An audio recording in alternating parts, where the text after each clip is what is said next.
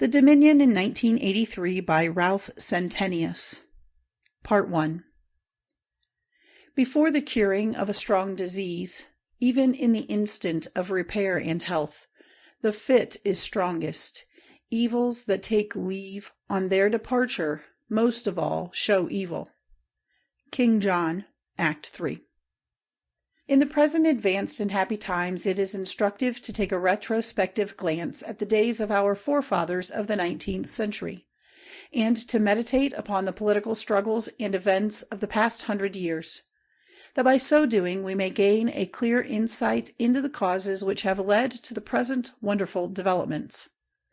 We, in the year of grace 1983, are too apt to take for granted all the blessings of moral, political, and physical science which we enjoy, and to pass over without due consideration the great efforts of our ancestors which have made our present happy condition possible.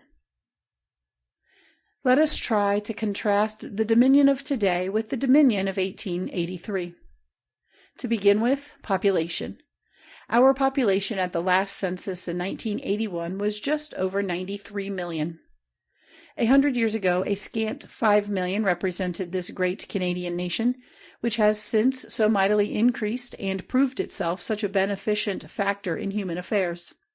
7 provinces and some sparsely peopled and only partially explored territories formed all that the world then knew as Canada. Today, have we not 15 provinces, for the most part thickly peopled, and long since fully explored to the shores of the Arctic Ocean? In the present days of political serenity, it is hard to realize the animosity and extreme bitterness of the past century. The two parties into which men formerly divided themselves viewed each other as enemies, and each party opposed on principle whatever measures the other proposed. From a careful study of the principal journals of the time, filed at Ottawa, we gather that the party, self-styled reformers, frequently opposed progressive measures, and even attempted to hinder the construction of railroads, while the other party, called conservatives, considered railroads as the best means of opening up the enormous tracts of country then lying untrodden by man, and useless to civilization. Such are certainly the inferences to be drawn from the records at our command, though it is hard to believe in opposition to railroads or to advancement in any form in these days, when new channels of communication and new industries are viewed with favor by the whole nation. Each party seems strangely to have belied its title, for the reformers, after the Confederation of the Provinces in 1867, endeavored with singular perverseness to frustrate or retard reform and improvement of all kinds, while the conservatives did not desire to preserve things in the old ruts and grooves, but strove hard for beneficial advancement of every sort. In 1883, the United States was one of the leading nations of the world, with a population of over 50 million and an almost illimitable extent of territory still open for settlement by the fugitives from troubled Europe. With exhaustless wealth, developed and undeveloped, it seemed reasonable to suppose that a nation so placed should be able to attain the foremost position and be able to keep it. Such appears to have been the opinion of most foreigners, and also of some of our Canadians of the period, for the wealth, apparent power, and prestige of the United States caused many of our weak-kneed ancestors to lose heart in their own country, and in fits of disloyal dejection to fancy there could be no progress except in union with the States. Stout hearts, however, ultimately gained the day, and we in the 20th century are reaping the benefits won for the country by the valor of our great-grandfathers. The troubled times through which the youthful Dominion passed from 1885 to 1888 constitute one of the greatest crises through which any nation ever passed successfully. Canada, with her confederated provinces and large territories loosely held together, with her scattered population chiefly grouped in Ontario and Quebec, with her infant manufactures and scarcely touched mineral resources, was the home, nevertheless, of as prosperous and promising a young nation as the world ever saw, and had it not been for the timid portion of her population just mentioned, a great deal of trouble might have been saved. But out of evil came good.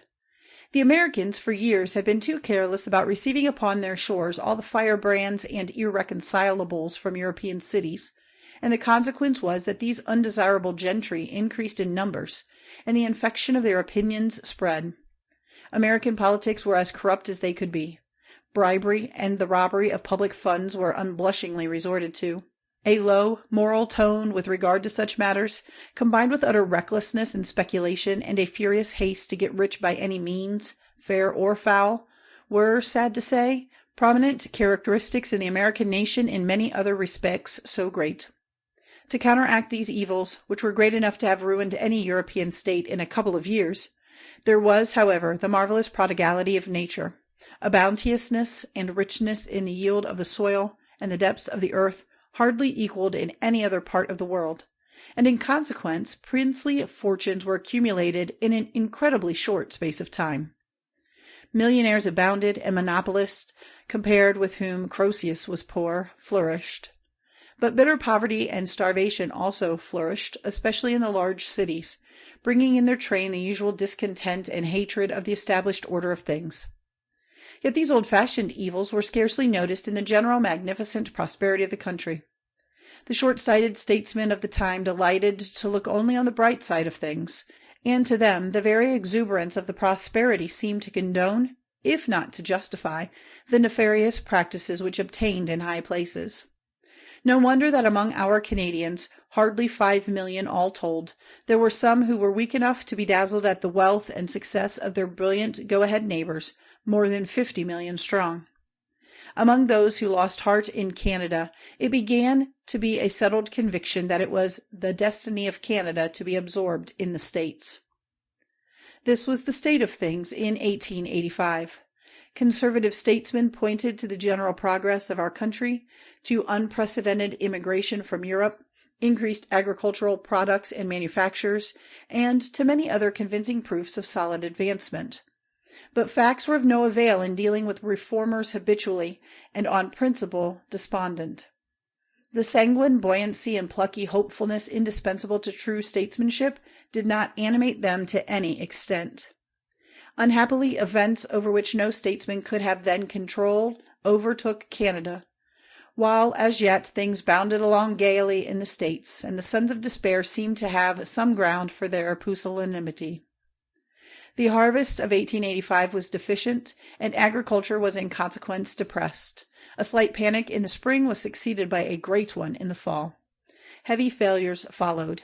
A feeling of uneasiness was caused at the same time by great social and political changes which were going on in the mother country and were threatening to assume the proportions of a revolution. The unparalleled prosperity of the States caused the Americans, never backward in blowing their own trumpet, to assume an attitude of overweening confidence in themselves, and to brag offensively of what they considered to be their duty to mankind, namely, to convert all the world, by force if necessary, to republican principles. Such was the commencement of the great crisis in the history of the young Canadian nation, a crisis through which, if our sturdy forefathers had not pulled successfully, would have led to our gradual obliteration as a nation. All honor then to the great men to whom, under Providence, our preservation is due. In 1886 commenced the reign of terror in Europe, that terrible period of mingled war and revolution, during which thrones were hurled down and dynasties swept away like chaff in a gale. The face of Europe was changed. Whole provinces were blackened and devastated by fire and sword. During the 3 years in which the terror was at its height, it is calculated that at least 4 millions of men bearing arms, the flower of each land, must have fallen. Great Britain was frequently on the very brink of war, but was almost miraculously kept from actually taking part.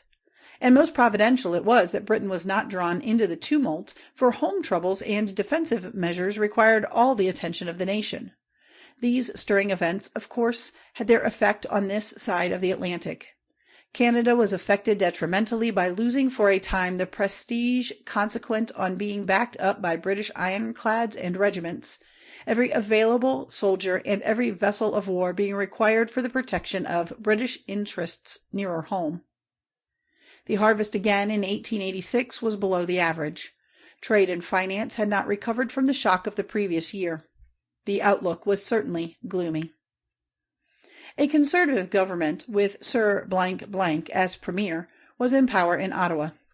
Sir Blank and his government were, however, in great straits, owing to the prevailing depression throughout the Dominion, for the hard times were seized upon by the opponents of the government as a means whereby to thwart and distract the ministers, and stir up discontent among the people.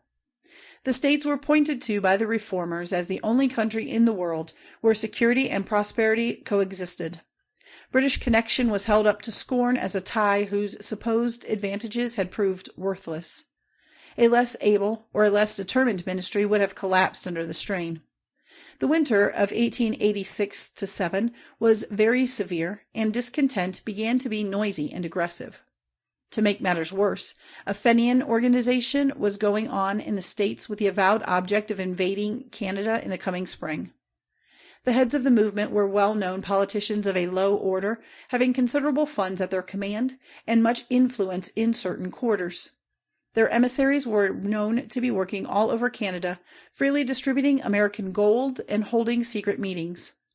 The position of affairs was one of increasing gravity owing to the connivance of the American authorities and the powerlessness of the home government. So matters progressed until the spring of 1887, when the situation became one of extreme tension. The Conservatives were taunted with having ruined the country financially and with pursuing a jingo policy certain to end in bloodshed. Reformers stumped the country, calling on their excited audiences to march to Ottawa and compel the Premier and his infatuated followers to resign. Annexation was openly advocated as the only sensible way to be relieved from the overwhelming surrounding difficulties. A ray of hope to buoy up the sorely tried Loyalists appeared, when Canadians who had been domiciled in all parts of the States returned to defend their native land on hearing of the great danger she was undoubtedly in. Having lived many years under the shadow of the Stars and Stripes, they knew well enough all that it amounted to. The glamour of accumulated successes had not turned their heads, for they had had opportunities of observing the sinister influences at work in American affairs beneath the attractive exterior. Quebec rallied to a man, and the latent military strength of the province was developed under efficient leaders to a formidable degree. Invaders would have met with a warm reception in this quarter. Manitoba and the whole Northwest were up and ready, prepared to fight, more to preserve their own independence, however, than the integrity of the Dominion, as there was then considerable difference in sentiment between the Northwest and the eastern provinces. The Manitobans, too, though the Irish element had become very strong, did not intend to succumb to Fenian raiders, however well organized and backed up. The weakest points were the maritime provinces, Ontario and British Columbia. Not that the feeling in British Columbia was not loyal to the Dominion, but that some 30,000 rowdies who had assembled and organized in San Francisco were preparing for a descent upon her poorly fortified ports. Now was the turning point in the destinies of the country. If the ministers at Ottawa had not stood firmly to their guns, all our subsequent career, instead of being the golden century of magnificent progress and peace that it has been, would have been linked with all the turbulence and the alternate advance and retrogression of the states. A general election for the Dominion had been timed to take place in the beginning of June, and the day was looked forward to by all the noisy demagogues of Ontario as the day when the bloodthirsty Tories were to be hurled from power by the people in righteous wrath, and the country saved from the horrors of war. According to these garrulous parties, Ontario, the wealthiest and most populous province of the seven, was to welcome the invaders, bidding them enter Canadian territory in the name of the people, and plant the Stars and Stripes wherever they halted. Bloodshed would thus be avoided, and everyone would soon come round to the new order of things and take to it naturally. Quebec might perhaps object, but what did a few handfuls of Frenchmen matter anyway? On the day before the election, one party was full of boisterous, bragging insolence, the other still steadfast, firmly clinging to what seemed a forlorn hope. Before the ending of another day all was changed. A complete transformation scene had taken place. When the morning journals on the election day appeared, their news from the United States was such a terrible chapter of accidents as has rarely fallen to the lot of journals to publish in one day. The president had been shot in New York by an unemployed foreign artisan the night before, while leaving a mansion on Fifth Avenue. Troubles between labor and capital, which had been brewing for some time, had broken out in several manufacturing centers and were threatening to spread to all large cities. The money market was showing signs of considerable derangement. Fearful storms and floods were chronicled from all parts, while last but not least, 3 transports which had embarked the greater part of the army at San Francisco, that was to have delivered British Columbia, had foundered in a hurricane only 2 miles out, dragging all the poor deluded fellows to a watery grave. The same day brought good news from the Old World. Ireland's great statesman had won for Britain a wonderful diplomatic triumph in the East, which added to the empire, without a drop of blood being shed. Territories extending from the confines of British India to the Mediterranean.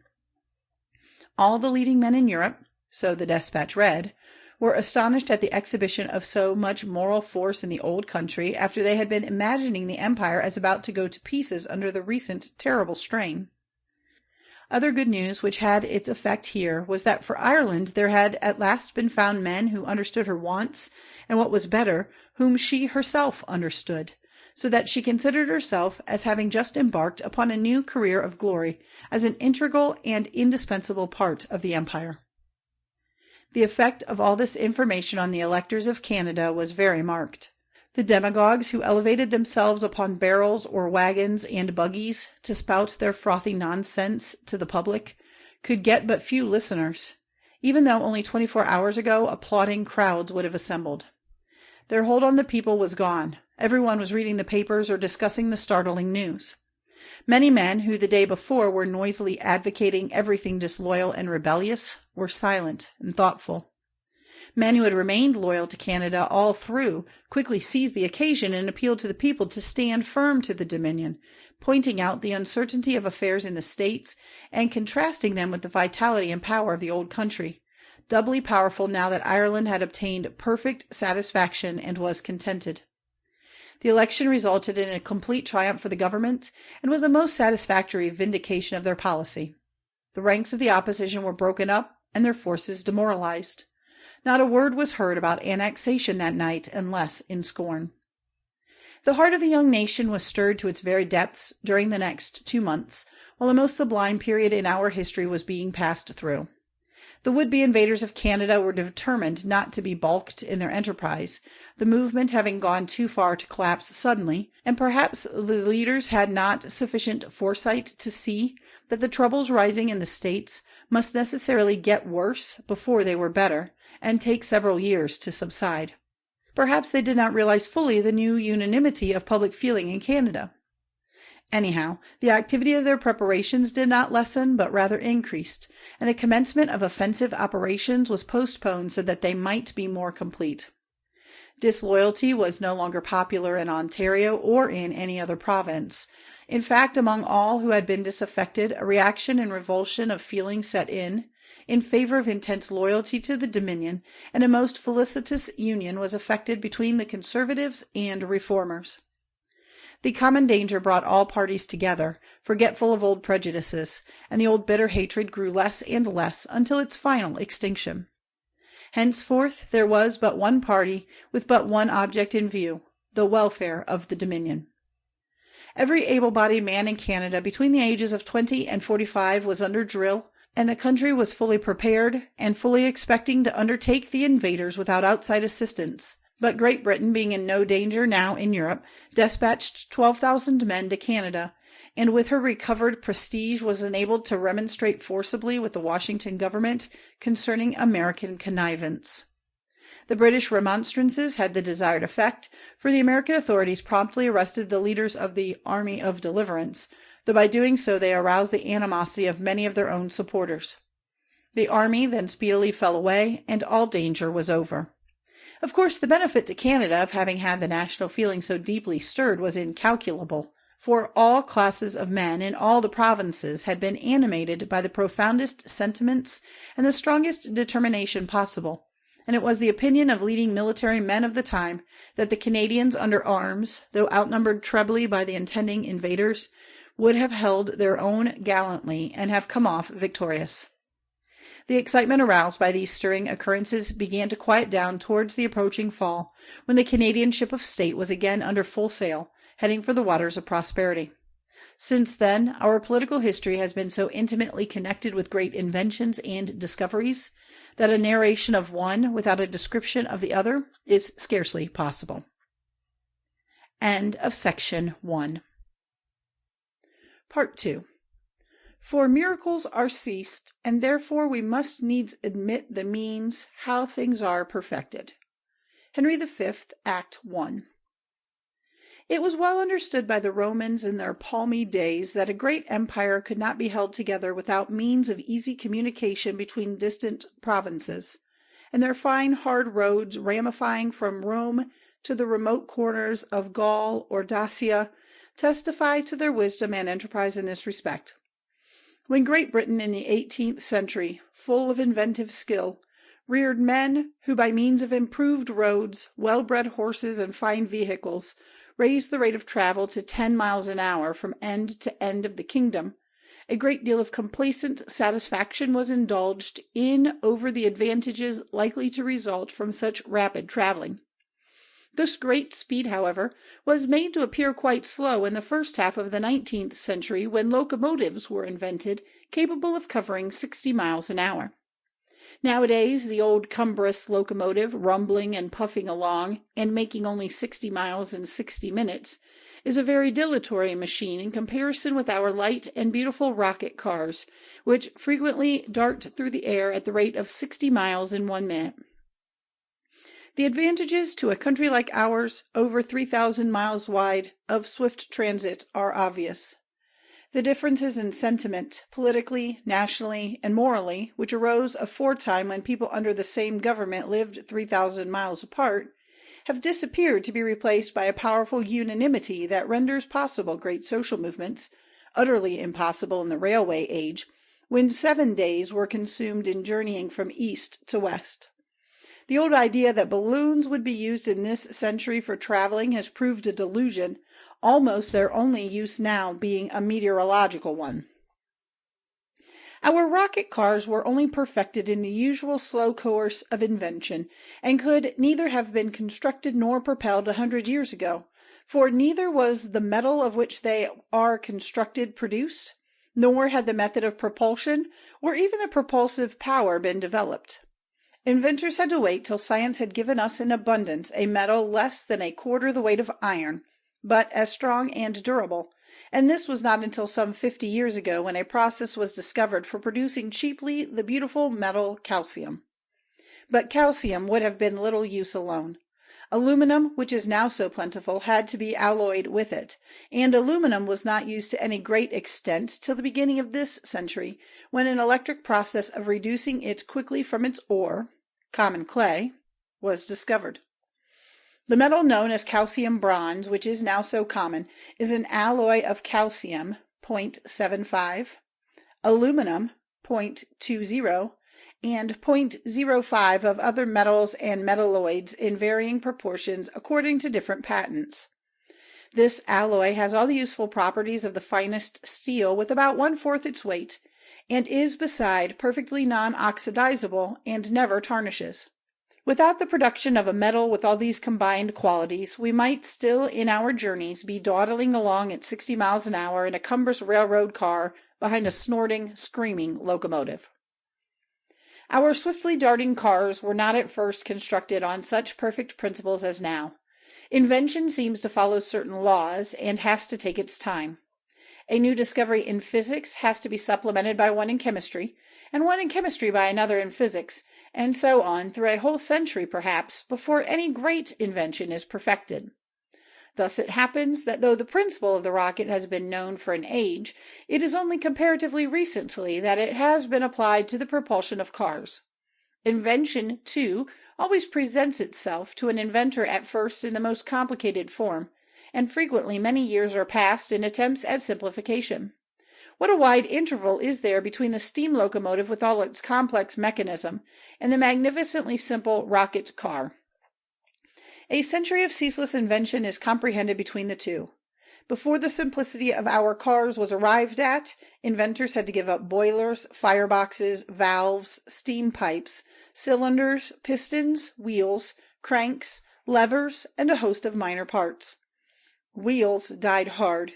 Electric locomotives using them were brought out and were considered to do the very fastest thing possible in locomotion, and such was in fact the case while wheels were used, for wheels could not have borne a faster pace without flying to pieces from centrifugal force. But when an inventor devised a machine on runners to move on lubricated rails, a great step was gained, though the invention was not a success, and when, after this, liquid carbonic acid, or carbonic acid ice expanding again to a gas, was employed as a motive power, another advance was made. Then the greatest lift of all was given. The solidification of oxygen and hydrogen by an easy process was discovered, and mankind presented with a new motive power. In due time a way was found to make the solid substance reassume the gaseous form, either suddenly or by degrees, and thenceforth thousands of potential horsepower could be obtained in a form convenient for storing or carrying about. It is now as simple a matter to buy 100 horsepower over the counter as a pound of sugar. From Toronto to Winnipeg in 30 minutes. From Winnipeg to the Pacific in 40 minutes. Such is our usual pace in 1983. By hiring a special car, the whole distance from Toronto to Victoria can be accomplished in 50 minutes. A higher speed still is quite possible, but is not permitted because of the risk of collision with other cars. Collisions have never yet occurred on account of the rigid adherence to very strict regulations. Cars that take short trips of 50 to 100 miles between stations seldom travel more than 500 feet from the earth, but for long distances about 1,500 feet is usual. The broad metal slides for receiving the cars and for their departure, which extend for a mile on each side of all our stations, are the only portions of the rocket system which much resemble anything connected with railroads. It is said that great skill and long practice on the conductor's part are required to cause the cars to alight well on the slides and draw up at the stations. The slides at many stations are nearly level with the ground, but ascend in opposite directions, till at the distance of a mile, where they end, they are 100 feet high. The cars are now made quite cylindrical, tapering off abruptly at the closed end. The outside is entirely of metal, very highly polished, and showing no projections except a flange on each side, 2 broad runners underneath, and a 40-foot rear flange or vane. The dimensions are usually diameter of cylinder 20 feet, length 45 feet. The high polish is necessary to avoid heating when the highest speed is attained. Passengers are seated in a luxurious chamber in the interior of the cylinder, which is suspended like the compass of a vessel, and therefore always retains an upright position, whatever may be the position of the car when traveling. About 50 passengers can be accommodated at one time. The tube emerging a little beyond the mouth of the cylinder, through which the expanding gases are expelled, can be slightly deviated from its axial position in any direction, and thus what little steering is required is easily effected. The long projecting 40-foot vane or tail which steadies the motion of the whole machine is, in the newest patents, made to assist it in alighting on the slides easily and without jarring. Such is the splendid apparatus, briefly described, which brings all the ends of the earth together and makes the whole world a public park, the most distant parts of which can be visited and returned from in the course of a day. Long tedious voyages of a week or a month belong to the forgotten past, for Paris, Calcutta, or Hong Kong can be reached in a fraction of the time formerly occupied in going from Toronto to Montreal. No passenger traffic is ever carried on now in dangerous vessels upon the treacherous ocean, but solely in the safe and comfortable rocket car through the air at 1,000 feet or more above the cruel waters. Steamships, electric ships, and sailing vessels are still common round our coasts, engaged in transporting heavy freight, but they only cross the ocean to convey some bulky produce which cannot be divided and go by car. Private vehicles and traveling have also undergone wonderful changes. The much-abused horse has vanished from cities entirely, and is not permitted to enter them, greatly to the preservation of health and cleanliness. All our vehicles have the automatic electric attachment, and move along briskly through the clean, wide streets. The handsome electric tricycles we are so familiar with were hardly thought of 100 years ago. Now there are few men who do not possess a single or a double one. How dismal must night have been in the times when only gas lamps or a few electric lights were used in the streets, although our great-grandfathers appear to have extracted a good deal of merriment from the dimly lighted hours after sundown. Our domestic lighting is now done almost entirely by electricity, or the brilliant little phosphorescent lamps, gas having long been banished from dwelling houses, and our method of lighting the streets is a grand advance, indeed, upon the flickering yellow gas lamps of old. The great glass globes, which we see suspended from the beautiful Gothic metal framework at the intersections of streets, contain a smaller hollow globe, about 18 inches in diameter, of hard lime, or some other refractory material, which is kept at white heat by a powerful oxyhydrogen flame inside. In this way, our cities are illuminated by a number of miniature suns, making all the principal streets as light by night as by day. One of our most interesting cities, and one to adopt all the newest improvements as soon as they come out, is Churchill, Hudson Bay, that most charming of northern seaside resorts. Churchill's population is already 200,000 and is rapidly increasing. Here are the celebrated conservatories which help to make the long winter as pleasant to the citizens as summer. These famous promenades, or rather parks under cover, have a frontage of 1.5 miles along the quay, with a depth of nearly 500 feet. They contain 2 splendid hotels and a sanitarium, the latter being surrounded by a grove of medicinal and health-giving plants and trees from all parts of the globe. A summer temperature is kept up through the vast building by utilizing the heat from the depths of the earth, and by natural hot springs which flow from deep bores. Another fine city of which we may well be proud is Electropolis on Lake Athabasca. Electropolis can boast of 100,000 inhabitants, and most enterprising citizens they are. Their great idea is to work everything by electricity, and to them belongs the credit of all the latest discoveries in electrical science. Their beautiful city is a great center of attraction for scientific men, and many European electricians make a practice of coming over every Saturday to stay till Monday. Here are the colossal thermoelectric batteries which work throughout the year by their being stored up in immense solid blocks of aluminum, the heat of summer and the cold of winter. The hot blocks, which are protected in winter, are exposed to sun in the summer, and are heated nearly to red heat by the rays concentrated upon them by a series of large mirrors. The cold blocks are simply exposed to the intensest cold of winter and protected from the heat of summer. Thus, 2 permanent extremes of temperature are provided during the whole year, and the batteries only require to be placed in suitable positions with regard to the blocks to work continuously. While speaking of cities in the far north, that of Bearville, on the shores of Great Bear Lake, in latitude 65 degrees, must not be passed over. Bearville is the metropolis of one of the finest mineral districts in the world, but had it not been for the inexhaustible deposits of all the useful metals in its vicinity, it is probable a city would never have sprung up in such an inhospitable region. Between the Coppermine and Mackenzie rivers, gold and silver are abundant. Platinum and iridium are also common, and are exported from here to all parts of the world. They are in great demand by chemists and electricians. A rough population from all quarters has been attracted to the district, of which Bearville is the center, and it would astonish people who seldom come to the north to see how the ingenuity of man has made life not only tolerable, but enjoyable, in the neighborhood of the Arctic Circle.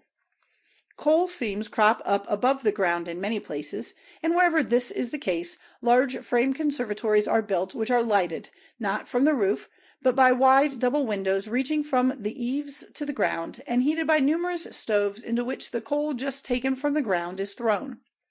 Electric lights, magnesium lights, and lime lights help to make the long nights of winter as cheerful as day elsewhere. In this region, wonderful blasting operations are performed by charges of solidified oxygen and hydrogen. The charges are placed at the bottom of a 40-foot bore and exploded by a powerful electric spark. The effect is very different from that of other explosives, which usually rend the rock into large fragments that have to be blasted again in detail before a clearance is made. For the oxyhydrogen charge has such terrible force that it completely pulverizes the rock, scooping out, even in granite, a deep, wide pit of parabolic section, of which the spot where the charge was is the focus. The dust is blown out in a cloud high in the air. Our finest and largest cities are Halifax, St. John's, Rimouski, Quebec, Montreal, Ottawa, Toronto, Hamilton, Sault Ste. Marie, Port Arthur, Winnipeg, Brandon, Edmonton, New Westminster, and Victoria. Toronto, Montreal, and Winnipeg each contain more than 2 million inhabitants, while the others range between 500,000 and a little over 1 million. At Halifax is one of the greatest car depots in the world, and here the traveler can step on board a car for London, Rome, Jerusalem, Bombay, Cape Town, Melbourne, Sydney, Auckland, etc. St. John's, Fredericton, and Campbelltown are large cities, the latter being a great rendezvous for pleasure seekers in the summer. Rimouski is a manufacturing center and a large car depot. Cars spring from here to Tadoussac, Lake St. John's, Lake Mistassini, and Hudson Bay ports. Quebec retains much of its old world picturesqueness while keeping up well with the times. Its inhabitants number about 700,000. Montreal and Toronto are without double the most magnificent cities in the Dominion, perhaps in the world. They are both famous for the grandeur of their buildings. In them, for the most part, each block is a complete structure and not a conglomeration of little buildings of all shapes and sizes, a 2-story house next to a 4-story one, and so on. Thus, among a number of blocks, a pleasing harmony in architectural styles is obtained, which is a golden mean between the rigid uniformity of some new cities and the antique irregularity of old ones. Winnipeg is generally reckoned to contain the finest brick buildings to be seen anywhere. Many blocks in brick may be seen of 8 and 9 stories in the grandly decorated modern style. Victoria has grown into fame by its immense trade with the old Asiatic countries. The ancient Orient and the modern West here combine. The broad, busy streets are thronged with a motley crowd in which representatives of Asiatic races mingle with Anglo-Saxons and representatives of European nations, all speaking the universal English language. New Westminster increases its attractions every year. It contains the noted observatory with a splendid telescope through which living beings have been observed in the countries in Mars and Jupiter. In its Hall of Science is the great microscope which magnifies many million times and shows the atomic structure of almost any substance. Its College of Inventors and Physical Institute are the most perfect establishments. From its extensive botanical gardens, where the Dominion Botanical Society make their experiments with plants and trees from all countries, great national benefits have been derived. Here are grown specimens of herbs and shrubs which prevent or cure every human disease. On one side is seen the plant, before the smoke of whose leaves when inhaled, consumption succumbs. On another, the shrub whose berries eradicate scrofula from the system, and thus through all the catalogue of ills. New Westminster also boasts a fine university, a college of physicians, and a sanitarium. The 2 latter cause the city to be the resort of invalids from far and near. No diseases are here called incurable. At Mignon Harbor, on the Gulf of St. Lawrence, are situated the great works where all the rocket cars for the Dominion are built. The site was chosen on account of the large tract of desolate country to the north of it. The cars, as soon as built, are tested, first at short flights, then at longer ones, and conductors are trained to manage them. There is no regular line of cars through or over Labrador, so there is no risk of collision in trial trips. Considerable difficulty is experienced at first in taking a car a flight of 100 miles, but by practice, flights of over 1,000 miles are managed with perfect safety. The contrast between the present and the past might be drawn out to any extent, but enough has been said to enable the dullest mind to realize the truly marvelous development of our great Dominion. And if the development and advance have been great industrially and commercially, so have they been great, almost greater, socially. For socially we have set examples which the whole world has not been slow to follow. End of Part 2.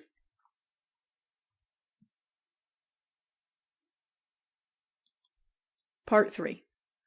But heaven hath a hand in these events.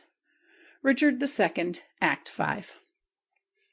The state of society in the 19th century would have but few attractions for us of the 20th, were we able to return along that vista of 100 years. Our manners and customs are so vastly different from those of our great-grandfathers that we should feel out of place indeed had we to go back, even for a short time, to their uncouth and imperfect ways. Their extraordinarily complex method of governing themselves and their intricate political machinery would be very distressing to us, and are calculated to make one think that a keen pleasure in governing or in being over-governed, not a special aptitude or genius for governing, must have been very common among them.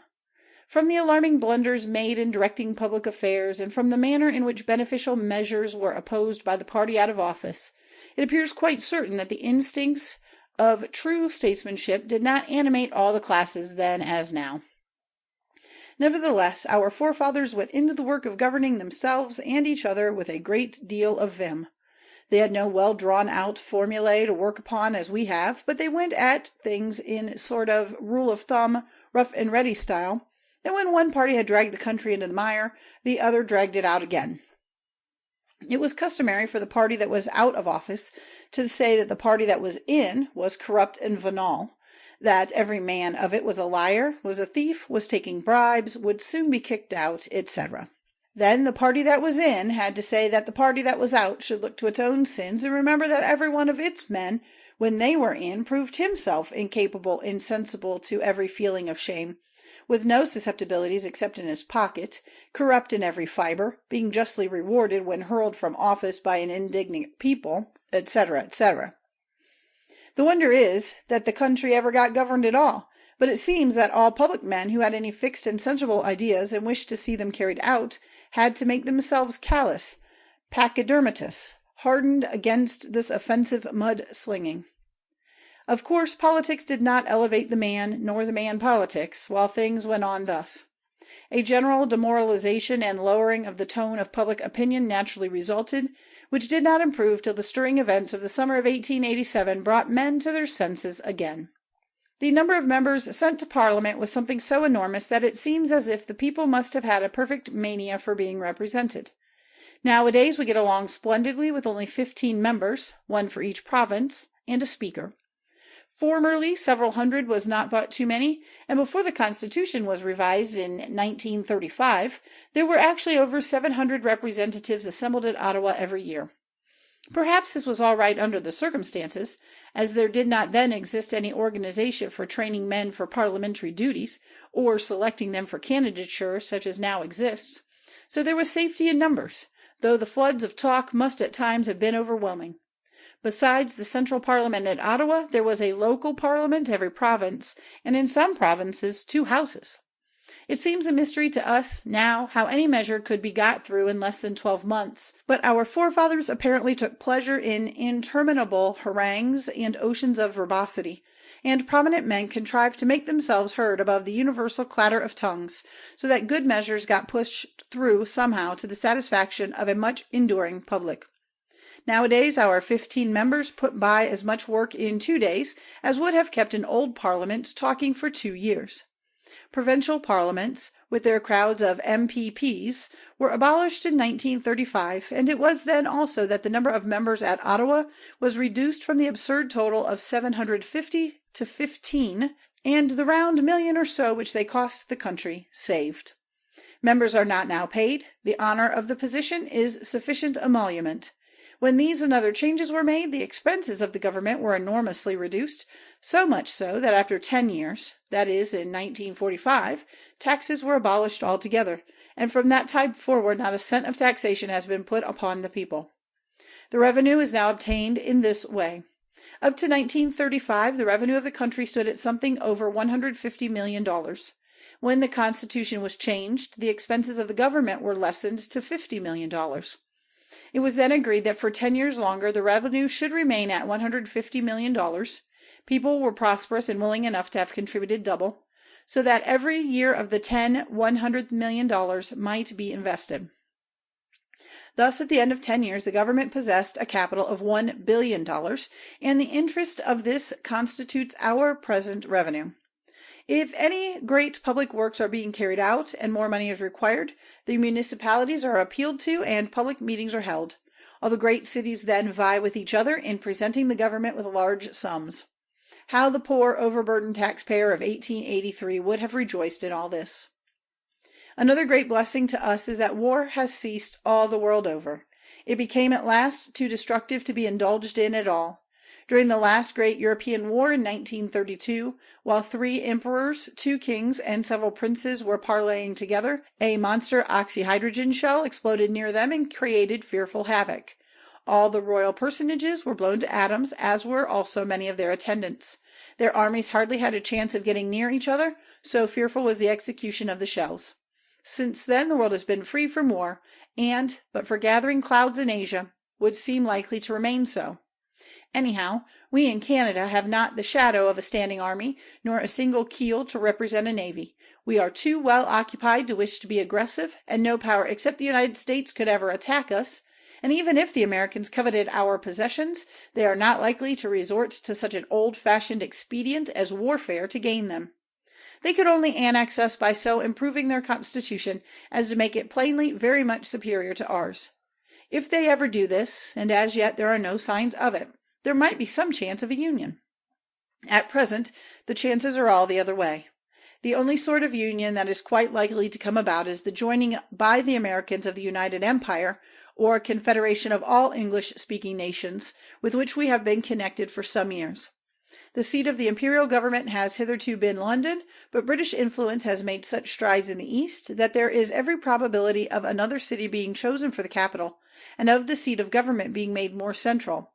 Should one of the now restored ancient cities of the East become the metropolis of this glorious imperial confederation, the United States would certainly come into the confederation, as great numbers of Americans have already migrated to the Orient.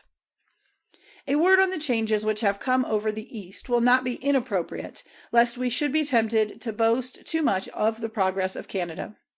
Ever since the conquest of Egypt by the British, as long ago as 1882, Anglo-Saxon institutions have been gaining ground from the Nile to the Euphrates, and from the Euphrates to the Indus.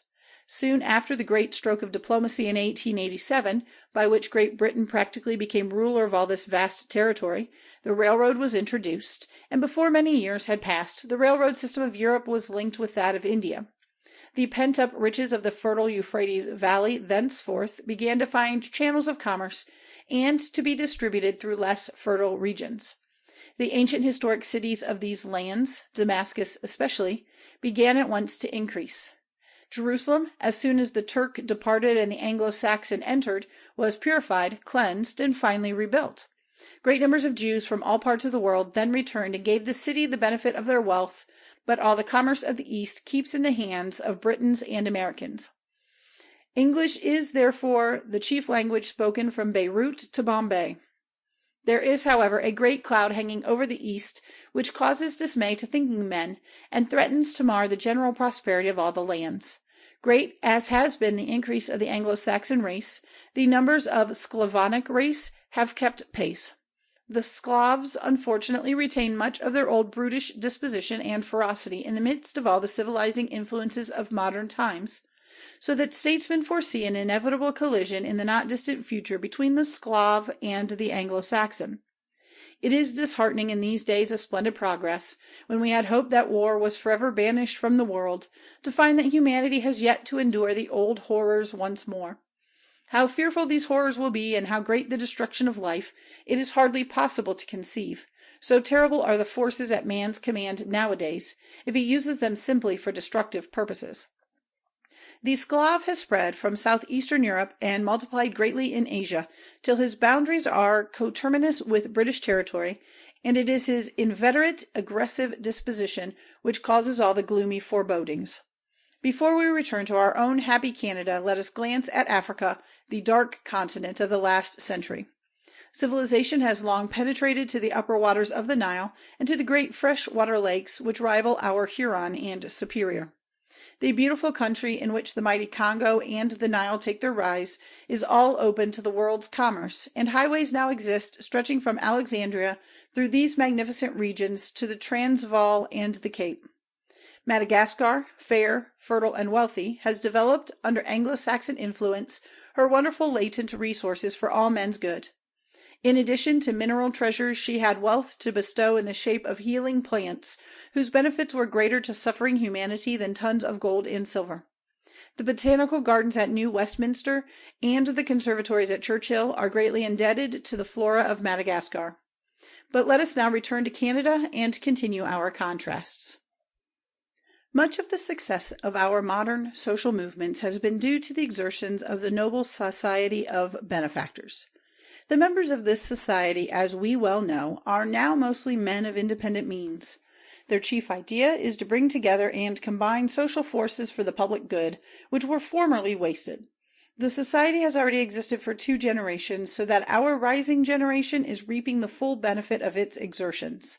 It is chiefly to these exertions that the improved tone of public opinion is due, and the general moral and intellectual elevation of the present day are largely owing to the same cause.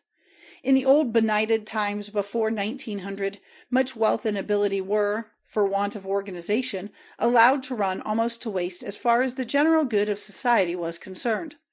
Men of means led aimless lives, squandering their riches in foreign cities or staying at home to accumulate more and more, forgetting or never considering what a powerful means of ameliorating the condition of their fellow creatures was within their reach.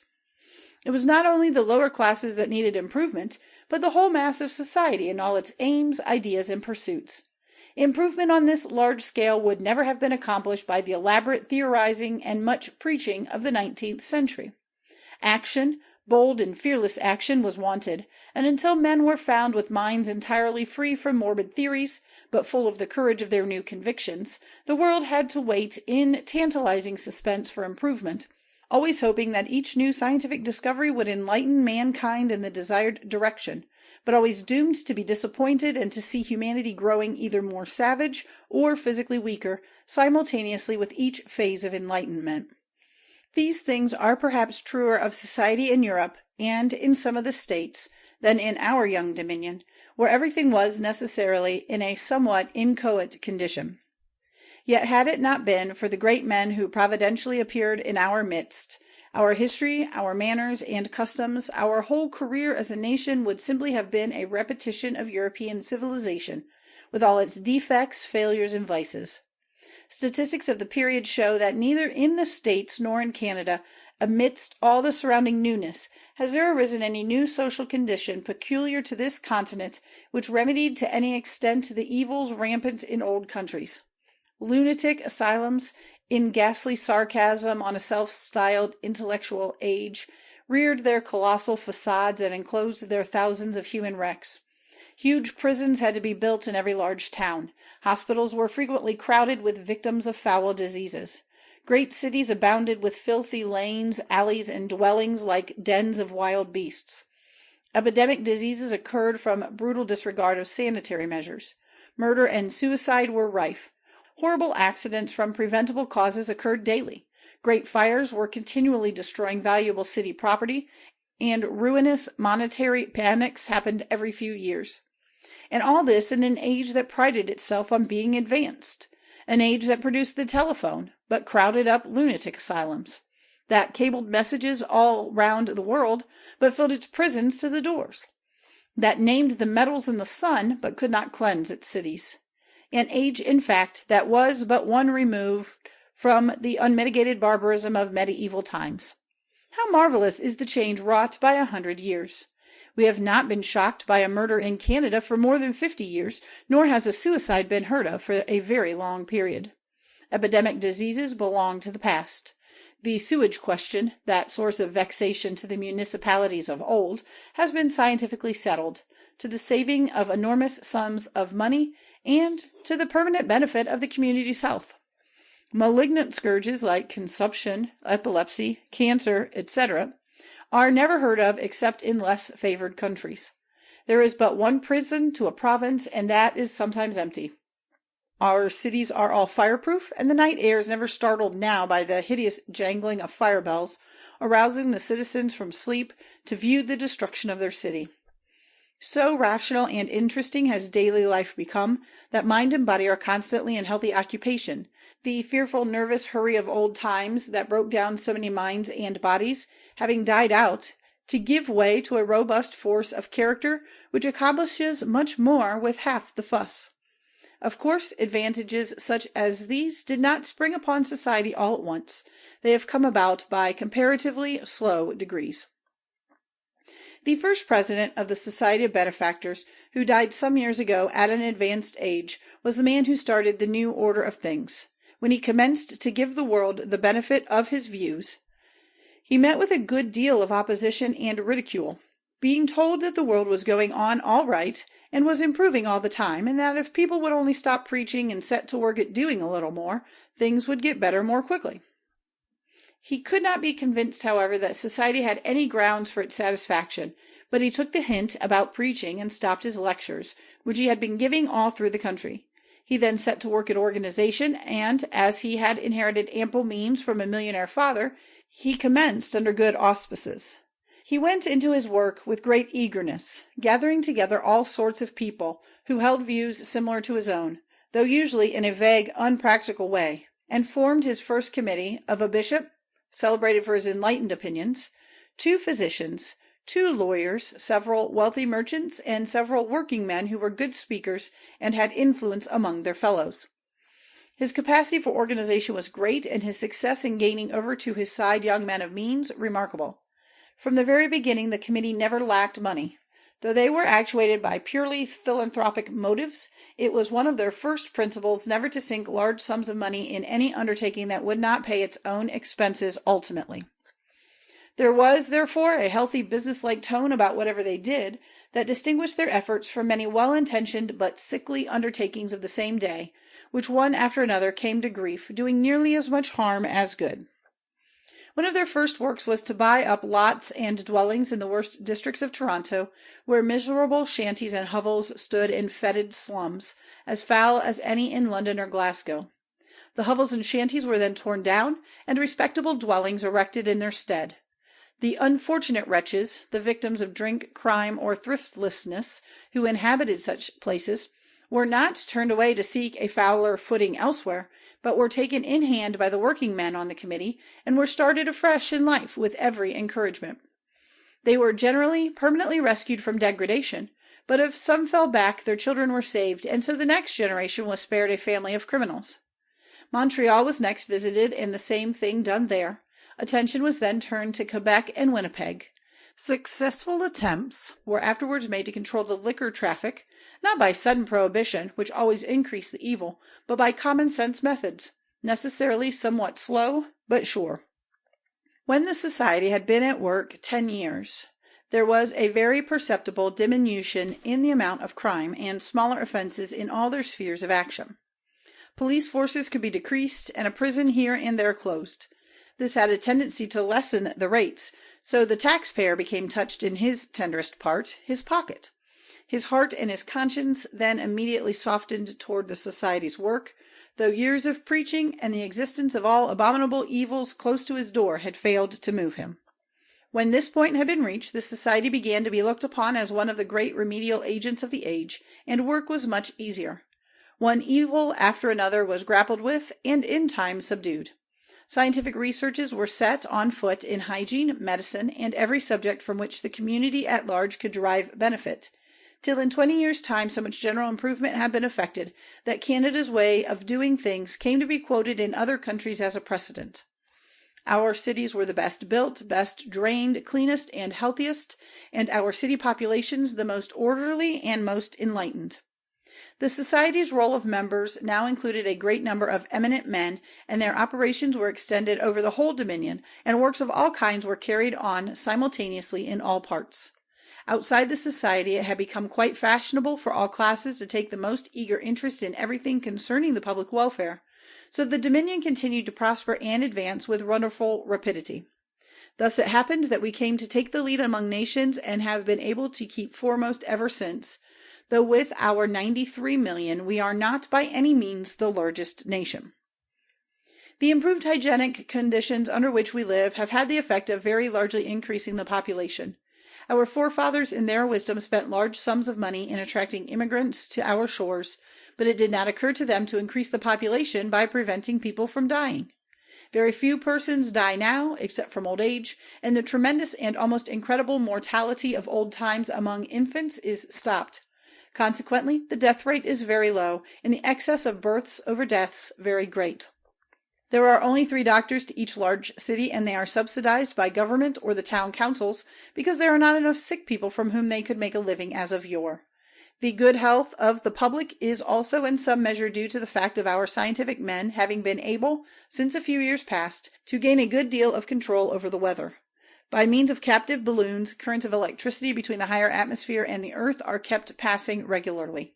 By other electrical contrivances as well as these, rain can now be nearly always made to come at night and can be prevented from falling during the day. Hurricanes and desolating storms are also held very much under control. Our contrasts are now drawing to a close. Enough has been said to make it plain to the slowest intellect among us what is gained by having been born in the 20th century instead of in the 19th, and by being born a Canadian instead of to any other land. There can hardly be today such a woeful creature as a Canadian who does not realize and is not proud of the grandeur of his heritage. Our race, owing to the splendid hygienic and social conditions that have been dilated upon, is one of the healthiest and strongest on the face of the earth. We are not demoralized or effeminated by the luxury and abundance which are ours, but elevated rather, and strengthened by the very magnificence and opulence of our circumstances, and by the perfect freedom, under healthful restraint, which we enjoy through the community's strong, vigorous, moral, and intellectual tone. As there is nothing more wonderful about the present age, or more characteristic of the times, than our mode of traveling, these few pages shall be concluded with a plan of a very simple journey, a journey which can be strongly recommended to all who are wishing for change of scene, and are somewhat bewildered in choosing a route among the innumerable places in the world which have claims on their attention. We will imagine that a party of 20 has been made up, and that the start is from Halifax, the direction eastward, and the destination Constantinople. The car, which is timed to start at 7 a.m., is standing at rest on the sloping side, while the passengers, say 50 in number, are taking their seats in the luxurious chamber within. The first stop is at Sydney, Cape Breton, and the car is pointed accurately in that direction. At 3 minutes to 7, the engineers and conductor come on board, the former to place the powerful oxyhydrogen charge in the great breech loading tube, the latter to close the doors against ingress or egress. Precisely at 7 the signal is given. A furious and powerful hissing is then heard, as well as a momentary scraping of the car on its runners. In another second she is high in the air, and already Halifax has nearly receded from the engineer's sight. The rate of 1 mile in 3 seconds is kept up till Sydney rapidly appears in view. In the next few seconds the engineer exerts his skill, and the car lands gracefully on the slide, still in brisk motion. After a little scraping and crunching on the runners, she pulls up at the station platform at the bottom of the decline, 10 minutes only after leaving Halifax. The next spring is made to St. John's, Newfoundland, which is reached in 14 minutes. Here a few minutes are taken up in pointing the car accurately for Galway. Great caution is necessary, and very delicate and beautiful instruments are employed. When all are on board again and ready for the supermarine voyage, the engineer loads up with a much more powerful charge than before. He prepares at the start for a speed of 1 mile in 3 seconds. Then, when fairly out over the sea, a stronger electric current is applied to the huge charge, and a speed of 1 mile, or even more a second, is obtained. This fearful velocity is not permitted over land for fear of collisions, as car routes cross each other. But no routes cross over the sea between St. John's and Galway, nor is the Galway car allowed to leave till the St. John's car has arrived, and vice versa. Therefore the highest speed attainable is permitted. Before land again looms in view, speed is much slackened, and now the engineer requires all his experience and his utmost skill. The high winds across the ocean may have caused his car to deviate slightly from its path, so as soon as land appears the deviation has to be corrected, and only 2 or 3 seconds remain in which to correct it. However, the engineer is equal to his task, and the car is now, in the same manner as before, brought to a stand in Galway at 6 minutes to 8, just 30 minutes out from St. John's, and 54 from Halifax. At 8 o'clock, Dublin is reached, next comes Holyhead, and then London at 8:20. Here passengers for the south of Europe change cars. As the car for the south does not start till 8:30, there is time for a hasty glance at the enormous central depot just arrived at, one of the wonders of the world. Cars are coming in every minute punctually on time from all parts of the country and the world. The arrival slide is here shaped like the inside or concavity of a shallow cone, 2 miles in diameter, with the edge rather more than 100 feet from the ground. In the center, where the cars stop, is a hydraulic elevator, by which they are immediately let down below to make room for the next arrival. The passengers are then disembarked without hurry. Those who are to continue their journey then go on board their right car and are again started on time. The departure slide is like a lower story of the arrival one. It is immediately beneath it, but its grade is not quite parallel. Near the center, where the cars start, the upper slide is 25 feet above the lower one, but at the edge, a mile distance, in consequence of the difference in grade, there is 50 feet between them. The path of the cars before they emerge from the departure slide is between the supports of the upper one, yet the supports are so placed that the cars can be pointed before starting for all the principal routes. There is a through car to Constantinople, and in it the 20 passengers from Halifax take their seats. At 8:30 the first spring is made and Paris is reached in 10 minutes. Another spring, and in 10 minutes more Strasbourg appears. Then successively Munich in 8 minutes, Vienna in 10, Belgrade in 15, and lastly Constantinople in 20, or at 9:43. That is just 1 hour and 13 minutes from leaving London and 2 hours and 43 minutes from Halifax. It is still early in the day. Well, that is where a surprise awaits the traveler who has not considered that he has been journeying eastward through more than 90 degrees of longitude, so that instead of being 9:45 in the morning, it is a good 6 hours later, or just about 4 in the afternoon. 2 out of the 20 Haligonians are on business only, and intend to return the same night. The other 18, after seeing the lions of Constantinople, intend visiting Jerusalem, the Persian Gulf, Bombay, Calcutta, Hong Kong, Peking, and Yokohama, staying a day or 2 in each city. The car services on this route have been in existence a good many years and are well organized. From Yokohama, a long flight over the Pacific will be taken and Canadian soil again struck at Victoria. We will not follow the 18 travelers in their 8 or 10 days sightseeing, but will return to the 2 Haligonians at Constantinople, who have got through their business in a few hours and must go back to Halifax at once. They start for London at 10 p.m. Constantinople time, arriving there in 1 hour and 13 minutes over the route they traversed in the morning. They change cars and in 10 minutes are off again via Holyhead, Dublin, Galway, St. John's, and Sydney, CB, for Halifax, where they arrive in 1 hour and 20 minutes from London, or 43 minutes after midnight by Constantinople time, but more than 6 hours earlier, or about 6:30 in the evening by Halifax time. They have therefore got ahead of the sun in this apparent journey round the world, for he had set for at least 2 hours when they started from Constantinople, but they caught up with him when over the Atlantic, and to the engineer it appeared as if he were rising in the west. This is a daily experience of travelers going west, which never fails at first to create great surprise. Our 2 voyages are now safe back at the port from which they set out a little less than 12 hours before. They are quite accustomed to such traveling, and have done nothing but what thousands are doing daily. But what would have been thought if such a journey had been described 100 years ago in 1883? And how will the world travel 100 years hence in 2083? It is hard to say, or even to imagine. Yet inventive skill is unceasingly active, and in all probability speed will eventually be still further accelerated. And now our task of contrasting Canada in 1983 with Canada in 1883 is concluded, and surely in this epitome of the works of a century there is food for reflection for the inventor, the statesman, the moralist, and the philanthropist. All, when pondering on the gradual but sure improvement that has come about in their respective paths, can take heart and nerve themselves for renewed effort, or be induced to stand firm till success comes to reward their courage. No man can despair who ponders on the position of the Dominion in 1983. End of Part 3. End of the Dominion in 1983 by Ralph Centennius.